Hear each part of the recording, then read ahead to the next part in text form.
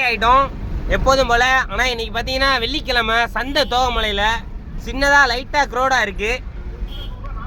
பெரியாண்டவரில் பார்த்தீங்கன்னா இங்கே ஒரே ஒரு பார்சலை கொடுத்துட்டு கிளம்ப வேண்டி தான். போல் ஸ்டேஷன் 8 பெரியாண்டவரில் கொடுத்துட்டு ரிட்டன் இதே வழியில் பார்த்தீங்கன்னா போக வேண்டி தான்.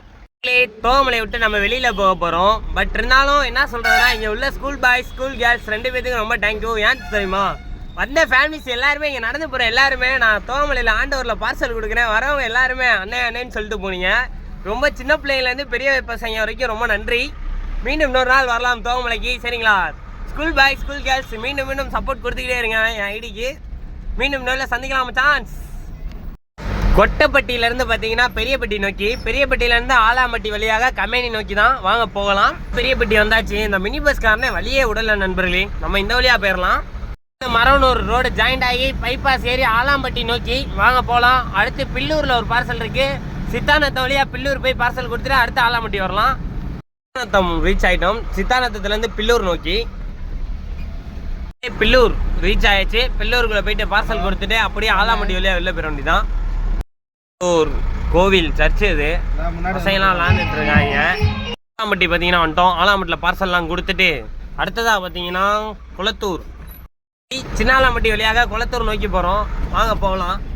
பார்த்தீங்கன்னா ரீச் ஆயாச்சு.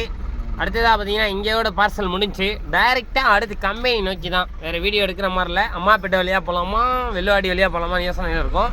ரயில்வே கேட் தாண்டி எப்படி போகலான்னு பார்க்கலாம். அம்மாப்பேட்டையிலேருந்து ஜேஜே காலேஜ் நோக்கி பஸ்ஸு செம்ம கும்பலில் வருது. ஸ்கூல் பிளேஸ்லாம் தொத்திட்டு வராங்க.